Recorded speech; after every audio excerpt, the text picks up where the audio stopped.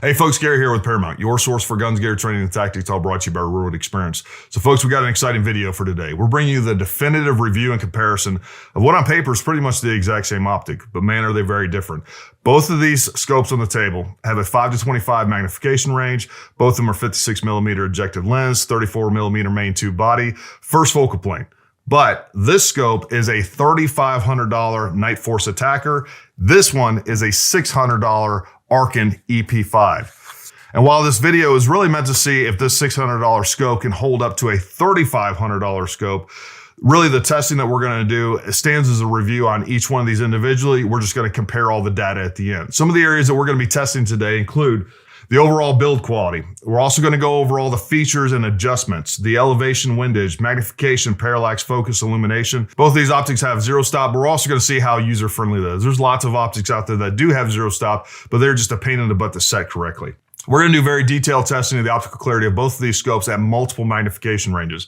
We're also going to compare the color and contrast to see if there's big shifts between each one of these, as well as distortion from edge to edge at multiple magnification ranges, and also field of view at multiple magnification ranges.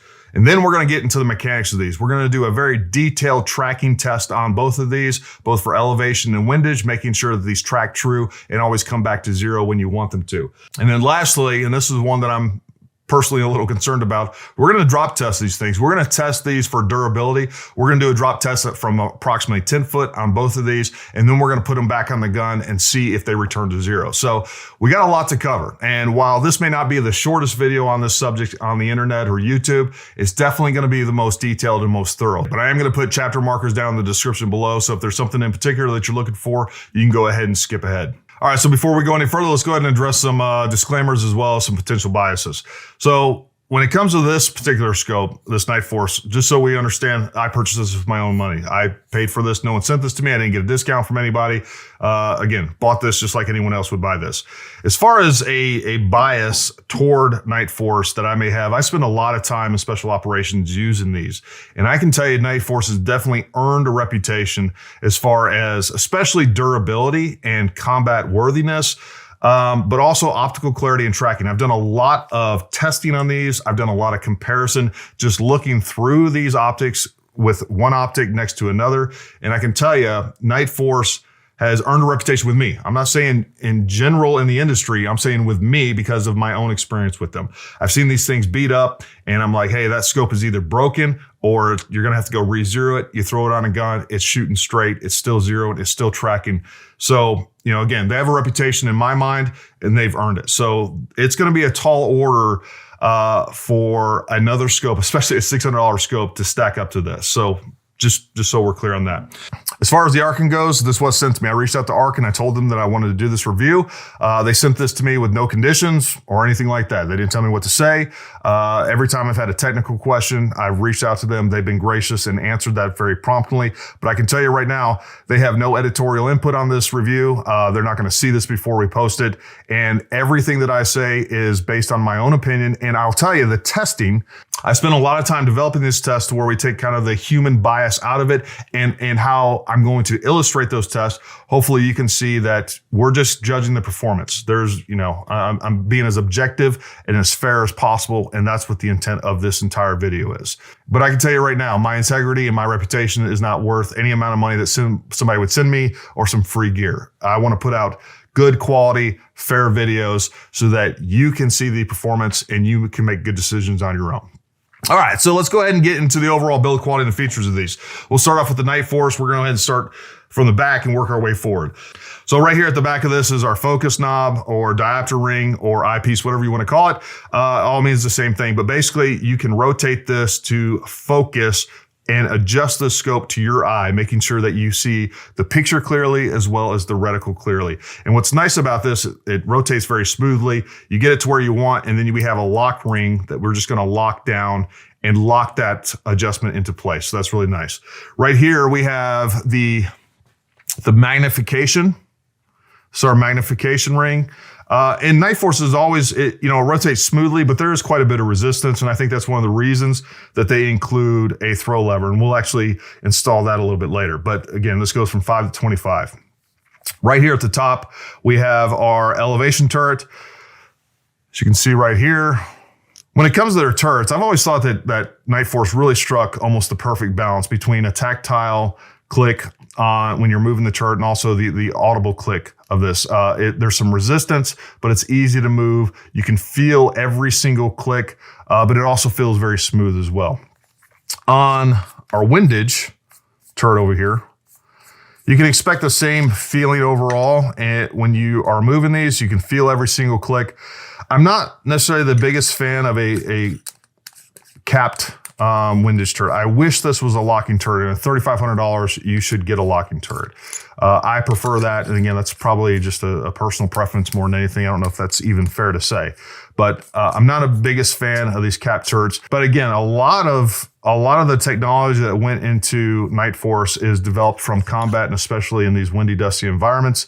I will say that, in Iraq and Afghanistan, it is nice to have those capped turrets because you're not getting a bunch of grime down in there. So anyways, that's that. That could be a pro or a con for many of you. Over here, we have our parallax. Again, the parallax on this moves very smoothly. It's very precise. It's like the perfect resistance. It really is. Over here, we have, this is actually, I like the fact that this is a button for our illumination. This has multiple settings. I think it has either 5 or 10 settings, including a night vision setting, both in red and green. What is also nice about the illumination on this is the fact that you get a center dot, and then you'll see another illumination bead every 2 mils down to 10. And then from 10, it goes out 2 mils as well. So you get out here to the scope caps themselves. I took the ocular scope cap off, but these are Tenebrex scope caps. They're really nice scope caps. They're probably some of the best on the market without getting into, they sell some like metal $200 and $300 scope caps. That's not what these are, but as far as a plastic scope cap that works really well, Tenebrex is one of the best. And as far as I know, all Nightforce come with Tenebrex, all Nightforce that I've ever seen. So overall, you'll see that when you hold this, it feels like an expensive piece of kit. It feels nice. It feels refined. Again, it is $3,500. Is it $3,500 feel? I don't know. You can be that judge. I love Nightforce, and I've always said that I think Nightforce is one of the best scopes out there, but I don't know if they're $3,500 nice, right? So again, it's just one of those things you got to make a decision for on your own. I will say if I'm going to combat, I would take nothing less than Nightforce. That's just my opinion on that. All right, so let's talk about this $600 scope. Another buddy of mine that was also a Green Beret, he was just over yesterday. He was also a sniper. I handed him this optic and I said, hey, just go over the features of this and just tell me what you think the overall cost. I can tell you folks, this feels like a premium optic, and he went through it. He played with all the dials. He adjusted everything. He's like, I don't know, $2,500. It's a $600 scope. He was shocked to find that. I am, even when I got this, I heard a lot of good things. I had a lot of clients, a lot of people on YouTube saying, hey, you got to check out Arken. I will say, we haven't tested the performance yet, but I am shocked at the overall fit and finish of this and just how this feels. This feels like a premium scope. And we'll get into some of the other features. Back here, we have the actual focus ring or your diopter ring. In theory, I like this one better, right? It's a little easier to see. It's a little bit more clearly marked. I know a lot of times if I haven't touched a Nightforce in a while, I start messing with that. I'm like, am I unscrewing something that I shouldn't be unscrewing? This is a little bit more clear cut. Now, the problem with this and kind of the advantage of this is even with a scope cap, this is a lot easier to adjust, right? With a scope cap on this, usually it's just best to take the rear scope cap off, make your adjustments, and then put it back on. Up here, we have our magnification ring. I'll tell you right now, this is easier and smoother feeling than the Nightforce itself. I would still put, a throw lever on there, and there's actually one that they sent to me as well. We'll go over some of the accessories in a minute and the cost of those accessories. But this is actually a little bit smoother and a little easier to adjust than the Nightforce. Up here we have our elevation turret. All right, this is not a locking turret either. And I will tell you, this is probably the most tactile and most audible adjustments that I've ever seen on a scope. It feels very nice. You can clearly tell and see if you're changing this. it's almost a little too loud for me. It's almost a little too clicky, but I mean, they are precise. When I first got this scope, I looked up, and one of the things I always look at, I'm not a big fan of when that indicator line on either the windage or the elevation doesn't line up perfectly with the markers on the turret. It really irritates me. And at first, these didn't. I didn't change anything. I didn't take the scope cap off to realign or anything. All I did was kind of play around with this, which you should when you get a new scope. Make sure you rotate the turrets. It loosens everything up. And then once I did that and I put it back, I noticed that it was lining up exactly. So hopefully you can see that. Let me do it over here. You can see a little bit better. But those are lined up exactly. Just as good in alignment as the Nightforce itself. But these are very, very tactile turrets. Over here, we have a non-locking windage turret. There again, everything works very nicely. We do have there's 3 screws that lock your cap on. And then up here, this is the set, basically the set screw for, this is essentially the set screw for the zero stop. And then we have the zero stop up there, and I'll show you how that works in a few minutes. One of the things I forgot to mention that I do like about Nightforce is the fact that they have only 2 of when you're going to zero your scope, the scope caps are held on just by 2 screws. Most other scopes are held on by 3. The actual cap screws on this are very well machined. They're just a higher quality than you see in a lot of other optics. And I can tell you, even including this one, this is very nice. It's not that big of a deal, but it is what it is. On the left side, on the inside of this, there's actually 2 dials here. This one is our illumination. This far dial is our illumination, and this one is our parallax adjustment. So you can see, from the shooter's perspective, that's your parallax adjustment. This is a very smooth, it's every bit as smooth and as nice as the Nightforce as far as just the dial moving. We have very clear and tactile illumination settings on this. Now the difference in these, you can see here, with the illumination, you only get a crosshair illumination on this. You don't get additional.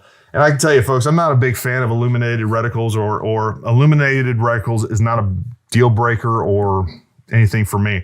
I think actual illuminated reticles have a very limited role. I've only used those in very limited cases in like dusk. And the other place that they are useful and almost critical is if you're using a night vision device. So if you're using a light amplification device and it has a night vision setting on that illumination, that's where they make the most sense to me. So if you are looking to do some shooting with a forward mounted night vision device, make sure that you're getting a optic with illuminated reticle that has a night vision setting. It needs to be extremely, extremely low. They can only be seen by that tube that's doing the light amplification. So overall, I mean, it's really hard to believe that this is a $600 optic. I can tell you right now, the Arken just feels really premium. If you told me, if you handed this to me and you handed me a Nightforce and said, hey, this costs just as much as this, I would believe you. I mean, they feel good. Now let's just take a kind of a look at the length. You can see that the Nightforce is definitely longer than the Arken. And no, I don't have the sunshade on there. This is the sunshade that comes with the Arken. We'll install that later as well. But that's that. All right, so let's talk about some of the accessories that you're gonna get with the Nightforce and what comes with the Arken. So when you get your $3,500 Nightforce, you're gonna get the Tenebrex caps, you're gonna get a sunshade. It's still in the box. I'll get that out a little bit later. And then you get a throw lever and I think a lens cloth. That's pretty much it.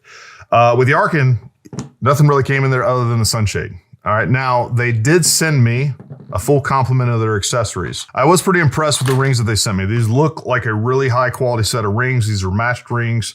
And apparently these rings are only 64. Yeah, they're 65 bucks. You can get these rings for 65 bucks. What I also like about these rings, and they're starting to do it on some, is they have all of your torque settings. Let me throw this over here. So we have the torque settings actually on the rings themselves. That is really, really handy. I can't tell you how many times I've been mounting scopes.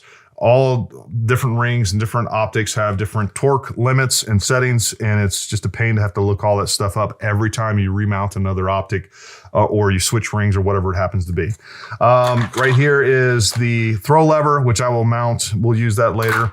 And then what I won't use, they did send me a tube body level.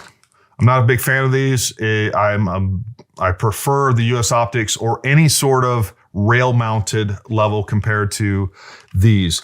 No matter what, when you put these on there, I've just found I got a video on it. You can go check that out. But when you put these on the tube body, unless you really crank them down more than you should, they tend to slip more often. They're harder to install and get right the first time. And again, I've used these on student guns many, many times, and then you go to check them, and 9 out of 10 times after they've been used, after they've been put away, after they've been handled a little bit, these slip on you. So in my opinion, get you the US Optics. There's a link for that down below. It's a rail-mounted one that's foldable. It folds out of the way. It's a much better option, and I'm not a fan of the tube body mounted levels. All right. Anti-cant devices. All right, so let's talk about how the rest of this testing is gonna go and what I'm gonna be doing in the methodology and why I chose to do what I'm gonna do. All right, I'm gonna mount both of these in this spur mount. That way it's gonna give it the best chance to not slip and also go back to zero. I think when it comes to the way that this unimount is built, it's the ideal scope mount. I don't use these most of the time, but I think for what we're gonna be doing, this gives us the most repeatable results. So I spent some extra money, my own money, on this. So this thing is mounted solid. And when we take it off a gun, it gives it the best chance to return back to zero. So that, because basically what we're gonna do is we're gonna zero these. All right, I'm gonna take them off, and then we're gonna put it back on, and I'm gonna go and check zero. And we're gonna see, just based on the mount, how much of a shift there is in those impacts. That way, when we drop test it, we kind of have a baseline of what to expect. So if we have this mounted in here, and then we zero it, we take it off, we put it back on, and then we check zero again, and we're shooting within 1 MOA of our original zero, we know that there's a variance of about 1 MOA. But if we take it off the gun, do a drop test with it, and then put it back on the gun, and now there's a 6 MOA shift, we know that that's on the scope itself, that something internally has shifted a lot. We basically know that the drop test affected the internals more than it should have. So that's why we're using this particular mount. All right, so we're actually getting ready to go outside, and we're gonna do a optical clarity test. You guys have already seen some of the footage from that a little bit, but I think you need to understand a couple things. Number one, this Tacticam, which we're gonna use, it's the best tool that I know of right now to where I can give you my view of things. Now, here's the problem. Even if if both of these pieces of glass are perfect, all right, there's gonna be some distortion because this goes through kind of a periscopic, we have a piece of glass that's going through that's probably not optically perfect. It's gonna hit a mirror that's probably not optically perfect. Gonna go through another piece of glass and then hit the lens, which this is probably not optically perfect.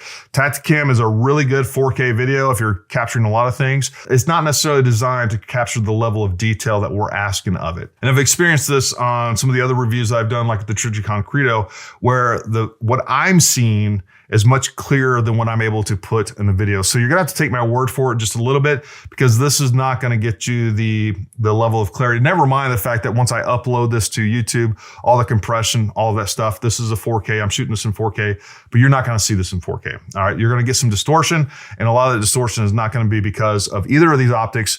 It's going to be because of the limitations of this device, as well as, just the screen you're viewing and a whole lot of other factors. So a little of that, you're going to have to take my word for it as far as the clarity of the color and contrast. I'll do my best to illustrate exactly what I'm seeing, both visually and verbally. But again, we have some limitations there that you need to be aware of. So when you see the video of that here in the future, you're not going to say, oh, that's garbage, that both pieces of glass are garbage. You're not seeing what I'm seeing. And this is not necessarily a true representation of what is going on inside that scope.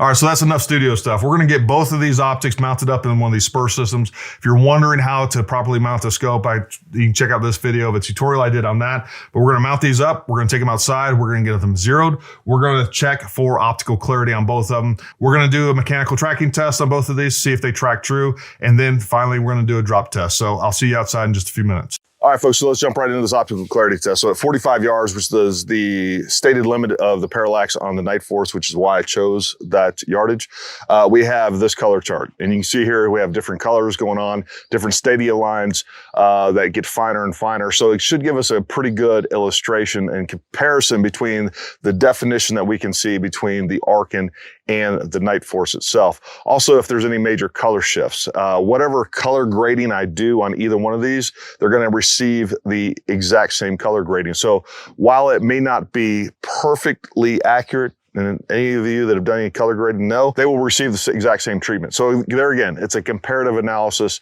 The other limitation that we have is this Tacticam, right? The way that this goes on there and it lines everything up, it uses some shims, and it does pretty good job. The ocular tube lens is about the right size for the Nightforce, whereas the Arken is kind of in between sizes, and I can't quite get it perfectly lined up, so there's a lot more shadowing. I just can't get large and as clear of an image. Now, later on, when we zero and when we actually are doing the mechanical tracking test, that's going to be at exactly 100 yards. I've measured that very carefully. I'll end up stating this again in the video for those of you that are jumping forward. So anyways, let's go ahead and hit record on the Tacticam. Let's get some footage, and there again, we'll be able to kind of compare those two. All right, so this is a pretty good clear image at 25. Let's zoom in a little bit. We're just doing a digital zoom. We see good clarity in between all those stadia lines.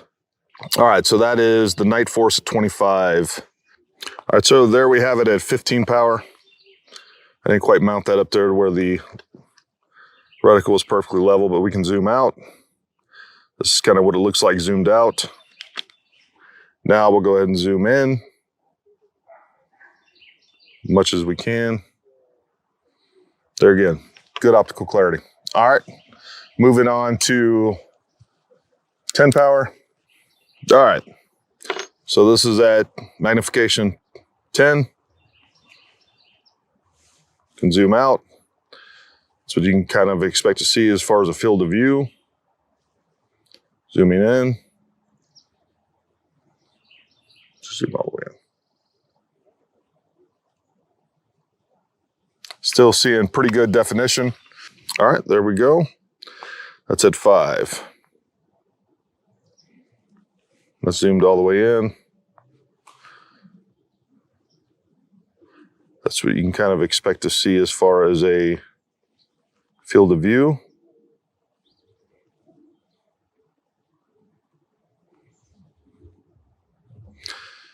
Folks, if you look at the edges, you see the fact that we have almost no distortion at the edges.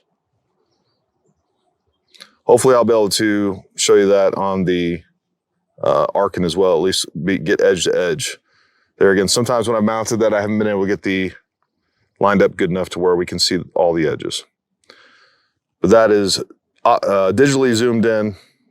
This is what we're seeing at 5 power. All right, folks, so now we have the Arken up here. And one of the things you're gonna notice immediately when you look through the Arken, hopefully this, you can even tell somewhat on this, is that the image out of this thing, the image on the Arken is larger. Even though they're both 25 power, even though almost all things are created equal, the image is just larger. The eye box is much larger, and it looks, it's the difference between looking at a 7-inch screen or a 10-inch screen. The difference between looking at an iPhone and an iPad.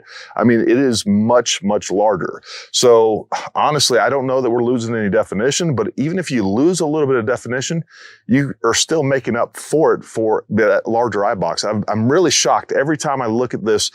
You really wouldn't notice it until you're doing a side-by-side comparison. But when I'm looking through the Nightforce and then I jump on this, it's like looking at a big screen TV compared to, you know, a little small one. So it's kind of interesting how that works. I mean, even the spec'd out field of views on these are different, but the Arken is supposed to be 25.3 feet at 5 power at 100 yards, at 4.9 feet at 25 power at 100 yards. Whereas the Nightforce is 18.7 feet at 5 power at 100 yards and 4.9 feet at 25 yards. So at 25 power. Even in the field of view is spec'd out differently. When you look at it on paper, it doesn't seem to be that big of a difference. But I'm telling you, visually, it is a huge difference. And it's interesting. All right, so let's go ahead and hit record on this thing. So this is what we're seeing at 25 power. All right, so as we're looking here, you can see really good definition. I'm not seeing a big shift in any colors. I'm not seeing a big shift in definition. I will say, again, this is a little bit more finicky. I can get this perfectly clear with my eye, and I put the Tacticam up there, and I got to take it off, adjust it, take it off, and adjust it. So I don't know how. Anyways, it's just a little bit more of a challenge. All right, so at 25 power, that's what it looks like. here, actually, and let me zoom out. I want you guys to be able to see. This is digital zoomed out. So that's what we're seeing. The edge-to-edge clarity is a little bit different. I will say you get more of a bokeh effect on the Arken. So the image near you is nice and clear what you're looking at, and then you get more of a distortion there in the background, almost like a very low aperture speed. I don't know what the difference is optically, but I think that's kind of interesting. Whereas you'll get a crisp, clear image of your target or whatever your parallax is set to on the Nightforce, but then you still see pretty good clarity. Everything seems to be focused around it as well, whereas there does seem to be a little bit of a parallax shift, a much more noticeable almost focus shift, if you will, on the Arken versus the Nightforce. So take that for what it is. But what you're looking at always looks nice and clear.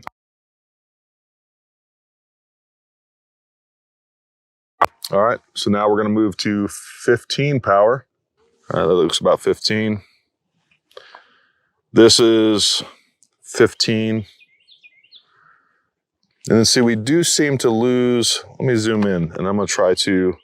I will also say the parallax works a lot more like a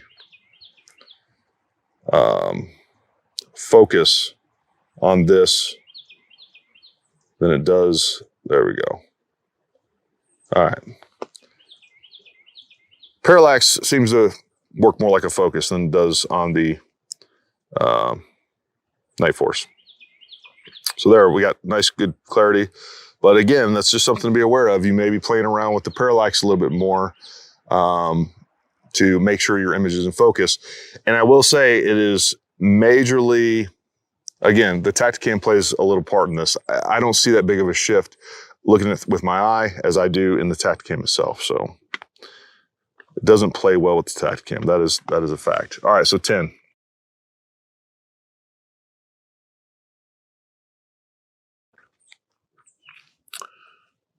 I'm sure there's a good optical science reason for that. So there again, we start to lose a little bit of focus. You can see that it's kind of out of focus there. Now I can play with our focus here, and we should be able to get it. There we go. Now we're getting it back. That's just simply by changing the magnification, whereas I didn't see any major focus shift with the Nightforce. And even in this, where again, the diopter is set right to my eye, and I can see the reticle clearly, but right now, again, a lot has to do with Tacticam, but we're only getting one or the other right now. I need a better, for those, if there's anybody out there that has a better answer to get, to do something like this, to actually attach and get really good high definition. The Tacticam is great for what it does, it's the action cam, right? But for trying to do stuff like this, it's not the best solution. I tried lining up our other cams, it just didn't work.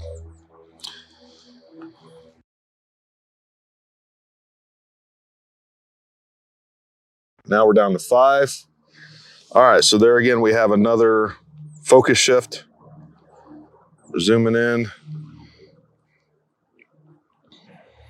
And there again, folks, this is a limit of the Tacticam. I'm telling you right now, just take my word for it. It's not what you see through the scope, but we can look at, we can kind of get an idea of the field of view right there. And if you were looking through this, the image is much, much sharper and the reticle is much cleaner. So I'm sure if I mess with it enough, but I'm telling you, taking this off, setting it, playing with it, seeing what's going on, it's a pain in the ass. But again, comparative analysis. There is something going on as far as the parallax works a lot more like a focus, more so than the Nightforce. Parallax should be mainly adjusting the reticle on what plane the reticle is on, but again, we're getting a lot of focus shifts. You're going to always get some focus shift with messing with your parallax, but not this much. And I'm going to pull this off, and then I'll give you my own eye assessment of what's going on. I'm going to set the diopter to my eye, and then again, just kind of give you a real-time analysis of what's going on. So that was that with the Tacticam. I'm going to go through this whole thing again and give you my honest observations of what's going on with this. Right now, again, I'm seeing the target very clearly. I'm seeing the reticle very clearly. So let me play with this a little bit and see what kind of, all right, so I got this set at 40 yards, the parallax set at 40 yards. I can see the reticle perfectly clearly. We're at 25 power. I see really good definition of the entire color chart. Really good definition. As much definition as the Nightforce. So that's at 25 power. Let's move to 20 power. I'm sorry, 15. Again, very crisp and clear without changing anything. The reticle's still crisp and clear. Actually, this is a pretty good reticle. We'll talk about that a little bit later too. I have the Horus Trimmer 3 in the Nightforce, and I forgot what reticle this is, but it's very similar to a Horus Christmas tree reticle. I'll list the name up there somewhere. All right, so that is that. I'm seeing nice, crisp, clear edges all the way to the edge. All right, now moving to 10 power on the eye. I do think there was a slight focus shift there. It wouldn't, if I was shooting something, it wouldn't have mattered. But as I'm looking at, just the high definition and really trying to make sure that all the lines and all the little lines and all the whites I can see clearly, there was a little bit of shift. I made a very slight adjustment to get back to the same level of definition. All right. From 10, we're going to 5. There again, everything looks crisp and clear. This image is huge. We have crisp, clear. As you move back and forth, there is a little bit of a distortion around the edges. But again, if I wasn't sitting here comparing these and being very picky, it's not something you would notice. Overall, I'm telling you right now, I've been impressed with the image quality more than I thought I would be when it came to this particular optic. As far as just optical clarity, man, it is really hard to tell the difference. Let me get these up here. Both are set at 5 right now. I think you do get a little bit more sharpness out of the Nightforce. And there again, and again, the thing that stands out to me the most is that your image, your target's in focus. We get a little bit soft on the background, more so on the Arken than the Nightforce. Let's go to 25 real quick. Let's do a quick. Again, the thing that stands out to me the most is just the size of your image. Yeah, I mean, the field of view is pretty darn similar, but I don't know. Again, it looks like with the Nightforce, as you're looking through that, it looks like you're looking through the tube. The tube goes a little bit, and then the image starts. There's just more black around the edges, and then the tube is smaller. Whereas this, you see very little of a scope ring, and then a very big, bright image. So take that for what it's worth. All right, so what we're getting ready to do now is the optical tracking test. And then after the optical tracking test, what we're gonna do is zero both these rifles. All right, folks, we're gonna try to get this done. So it's incredibly difficult, the wind blowing, and I don't have the most stable position here, obviously. I'm actually in the process of building a concrete test bench and pad so we can get much more precise measurements on this and just observations, as well as some additional equipment that'll help us out with that. But we're gonna do the best we can here. We're gonna do this box test. All right, so we're starting off at elevation of 1 and left 0.9. All right, so now we're going to go 0.9, we're in the box. Another mil, we're in the box. We're still in the box. Still in the box. Again, allowing some variance for just overall bad. Now we're gonna go up 1 mil. Still in the same place. Right there.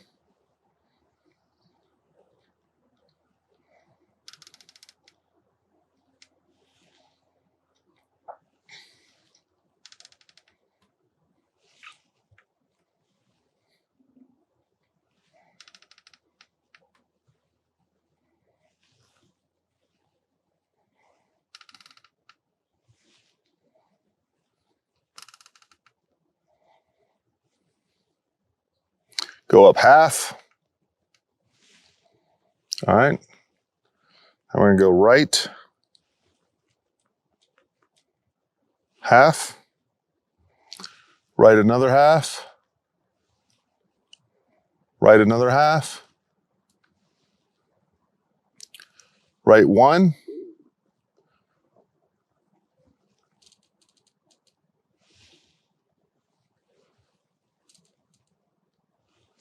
It's a half.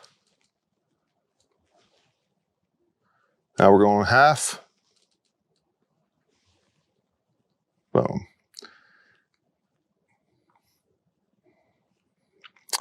Down 1.5.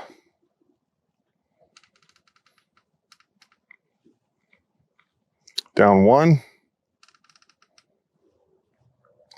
Down 1. Down 1. Down 1.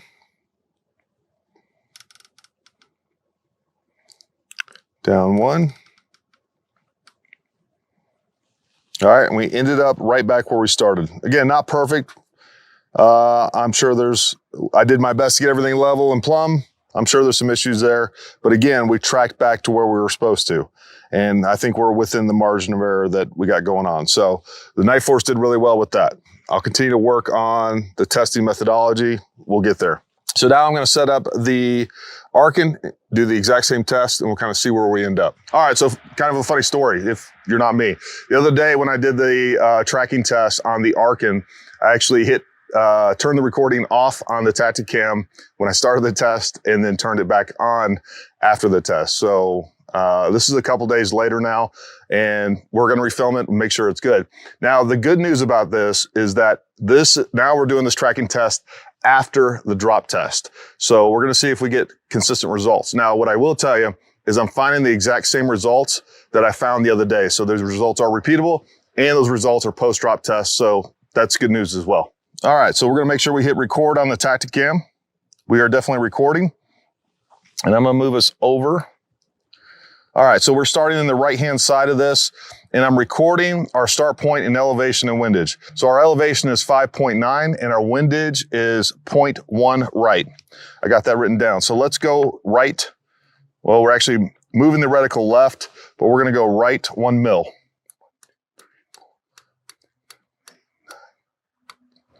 All right, that's right 1 mil.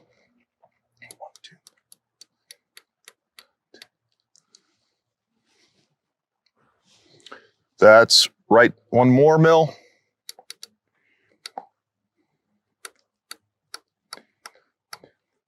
That's right another mil.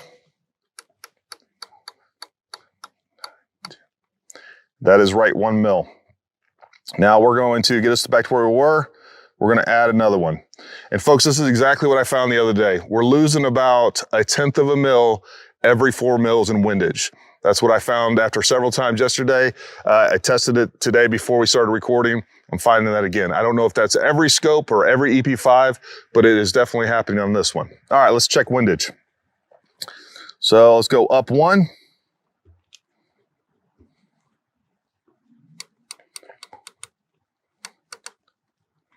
All right. That's up 1. 2, 3, 4, 5, 6, 7, 8. That's up 1. That's up 1.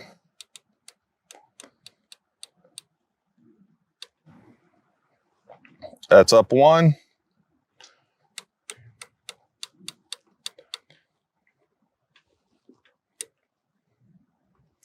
That's up 1.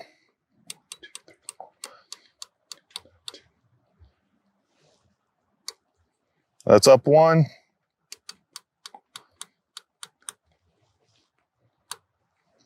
That's 1. Let's go up 1/2 mil. All right, that's half. All right, now we're going to go back the other way. 2, 3, 4, 5. That's half. 1, 2, 3, 4, 5. That's half. 1, 2, 3, 4, 5. That's half. It's a half. That's a half. That's a half. That's a half. That's a half. All right, now we're going down. And again, let's get back on the right side of that, which is where we started. So that we added a mil. So again, we're still seeing the same thing. Oops, the other way. It's 1, 2, 3, 4, 5. Half. 1, 2, 3, 4. It's 1. 2, 3, 4. 10. It's 1. It's 1. It's 1.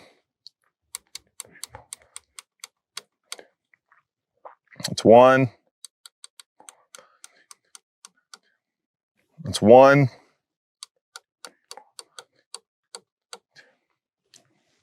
That's 1. All right, so we are now back at 5.9 and we are at 0.1. All right, so it's pretty much tracking perfectly on elevation. Again, I know this platform and this test isn't perfect. There's definitely a little bit of a margin for error, but I'd spend a lot of time making sure everything was plumb and level and all that other good stuff. But it is definitely tracking just as good on elevation as the Nightforce did. But we are getting some variance when it comes to the windage. Now, to me, that's not that big of a deal because I'm going to be holding for all my windage. You should always use your reticle as much as possible because they're CNC machined into that glass. They're going to be much more accurate than the mechanics inside the scope anyhow. So windage isn't a huge deal, but there again, we're doing this review. We're trying to find out all the information, and that's information that you need to know so that you can make the best decision buying that. Now, I'll also say again, I need to emphasize this is after the 10-foot drop test. So that is actually pretty remarkable. I was expecting to see some sort of variance post-drop test. We didn't see any. That's good. So it is what it is. But anyways, stay tuned. We're getting ready to do the drop test. I think you'll find that interesting, and we'll see you back here in a little bit.